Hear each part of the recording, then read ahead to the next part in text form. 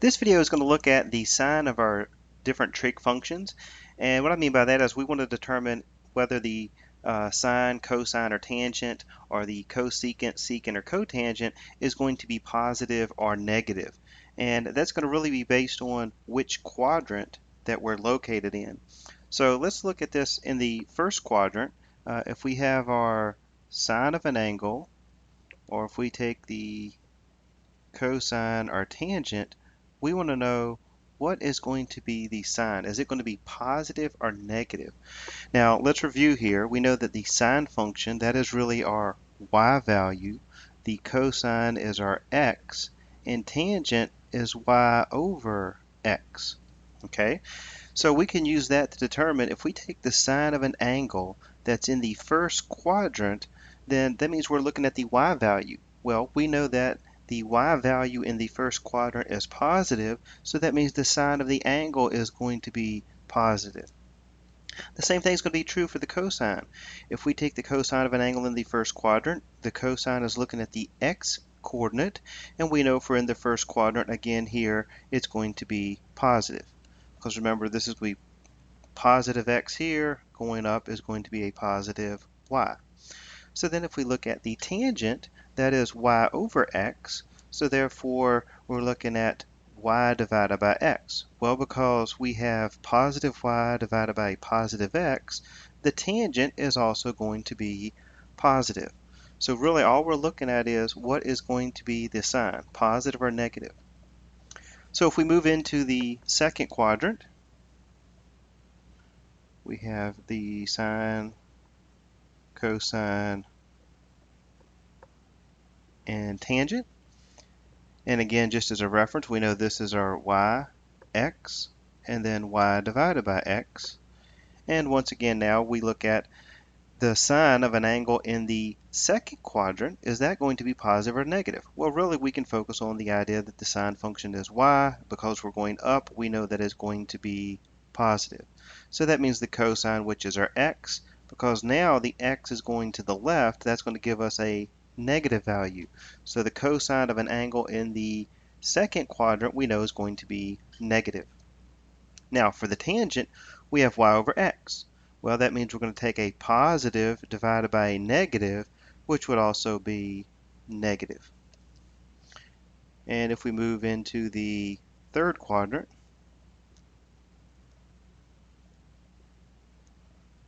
once again, sine is our y, cosine is the x, and tangent is y over x. So if we take the sine of an angle in the third quadrant, clearly here we're going down, so that means our y coordinate is going to be negative, so therefore the sine function is going to be negative. Same thing for the cosine function. It's still going to the left, so the sine of a cosine function is going to be negative. And now you need to be careful. For the tangent function, remember that is our y divided by x. Well, here we would have a negative value divided by a negative value, which would make it positive. And then last, the fourth quadrant.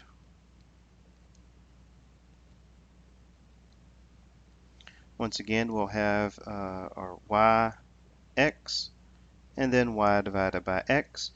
And if we then know that we're in the fourth quadrant, our y value is going to be negative, our x value is positive, and because our tangent is y divided by x, that means we have a negative divided by a positive, so therefore it's going to be negative. So one thing you'll notice is for your tangent function, if you have unlike signs for your x and y, if you have different signs for x and y, one's positive, one's negative, your tangent will be negative. For where you have, and that's going to be in the fourth and second quadrant. And if we look in the first and third quadrant for your tangent, we notice that in the first and third here, we have your x and y values are the same, so therefore your tangent is positive. Whereas in the second and fourth, your x and y values are opposite, so therefore your tangent is going to be negative. Now I just looked at the three trig functions, sine, cosine, and tangent, because if we look at the other three, remember they are just the reciprocal, so the sign of those will still remain the same. So for the sine function, we said that would be the cosecant, and then for cosine, that would be the reciprocal would be secant, and then of course tangent would be cotangent. So all of these would be the same. So I'm not going to worry about going through the three functions here, because if you know sine, cosine, and tangent, the cosecant, secant, and cotangent would have the same of the corresponding reciprocal function. All right, so let's look at an example where you might be presented with a problem here. Where we can use this. For an example, you may have a problem where it says that our sine function is less than 0 and our cosine function is less than 0. And we want to identify which quadrant are we going to be in. Which quadrant must our angle be? If we know sine is less than 0 and cosine of the angle is less than 0, we want to determine which quadrant might we be in. Well, if we think here, first of all, for the sine function is less than 0, and we can kind of think our sine function is dealing with certainly the y coordinate. So where is y less than 0, which means where is y negative? Well, we know that the y coordinate is going to be negative in the third or fourth quadrant. And then if we look at cosine, where is cosine less than 0? Well, cosine is our x value, and we know that x is less than 0, or x is negative in the second or third quadrant.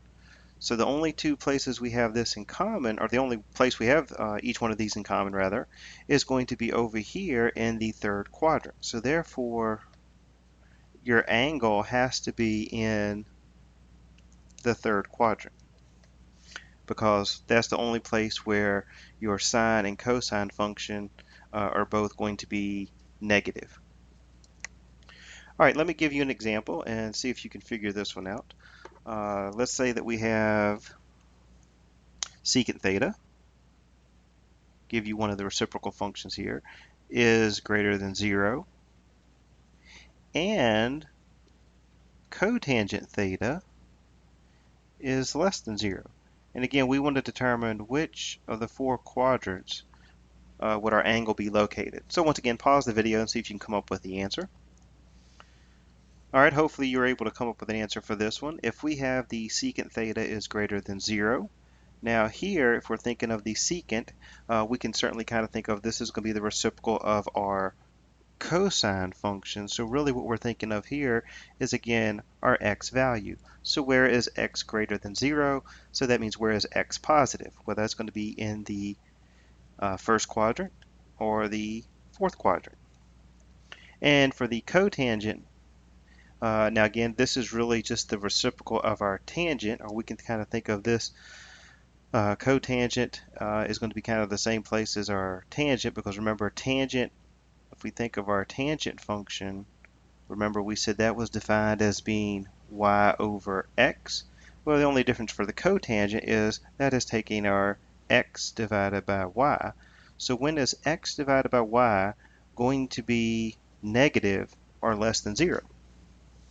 Well, in order for x divided by y to be less than 0, that means it has to be negative, which means that x and y have to have opposite signs. Well, the only place that x and y are going to have opposite signs would be in the second quadrant, because you have a negative x, you'd have a negative x and a positive y, and then also down here in the fourth quadrant where you would have a positive x and a negative y. So based on this, our angle must be located in the fourth quadrant.